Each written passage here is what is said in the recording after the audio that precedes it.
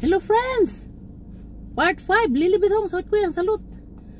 Friends, tingnan mo yung buhok ko, virgin pa yan. Hindi pa nakaranas ng kulay-kulay. Parang ang ganda naman yata ng buhok ko ngayon, pero yung bangs lang, mukhang tanga, no? Na over the backwood ang... Pero cute naman siya, no? Ay, alam mo friends, hindi talaga ako nagpapa-gupit sa ano? Sa Myeongsil. Doon sa ano ba? Sa parlor ba yun?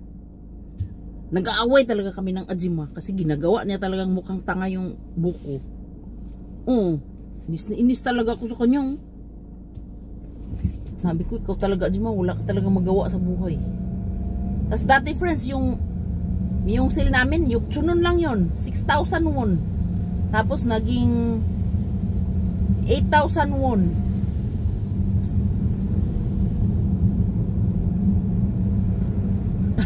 Tingnan lang friends ha, kasi umulan eh. Hindi ko makita yung ano lane. Buti hindi nagsirbato yung tao, no? Hindi ko makita yung lane na eh. Anong sabi ko friends? Yung Ajuma ba? Alam mo ba friends, yung bago pa ako sa South Korea, Diyos ko, buntis pa naman ako sa panganay. Anak ng tinapa talaga. Kulit na kulit talaga sa Ajuma.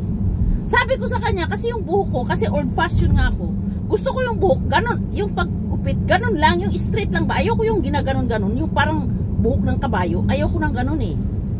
Alam, tingnan mo yung ibang mga tao na, ang buhok nila, ganon-ganon paggupit, yung makapal dito, tapos sa baba, mukhang buhok nga ng kabayo eh, ayoko ng ganon eh. Sus ko, ginanon ba naman ni Ajuma, Diyos ko, alam mo ba, para akong tinakpan ng langit. Oh shit. Teka lang, iharap ko sana sa inyo eh. Teka lang, wala namang kalaban.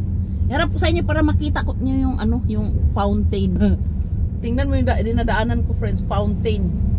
Nakita mo? Dagat yan siya, no? Parang dagat. Oh shit. Buti nga medyo grabe fountain talaga. Hindi nyo nakita sa gilid eh. Anong sabi ko friends? Para akong dinaganan talaga ng langit. Grabe ang sama ng loob ko talaga. Gusto ko talaga magwala. Kaso hindi ako marunong mag-Korean eh. Galit na galit ako. Buntis mo naman ako sa panganay ko. Ang sama talaga ng loob ko dun sa nagupit ng buhok ko. Ang sarap talaga dabug-dabugan ng suntok ba?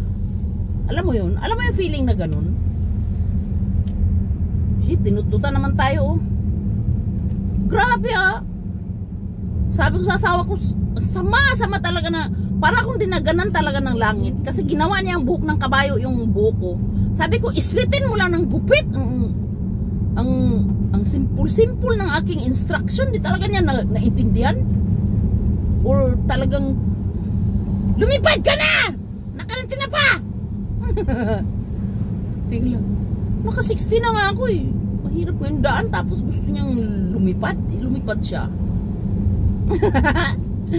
Oh friends, mas talaga yung mga tao sa Myeongsil ano? Oo. Grabe, sama talaga ng loob ko. Tapos yung anak ko naman, yung panganay, 3 minutes na agad.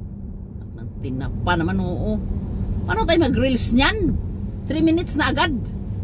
Ay, magbabay na ako, 3 minutes na eh. I-part 4 natin mamaya. Kasi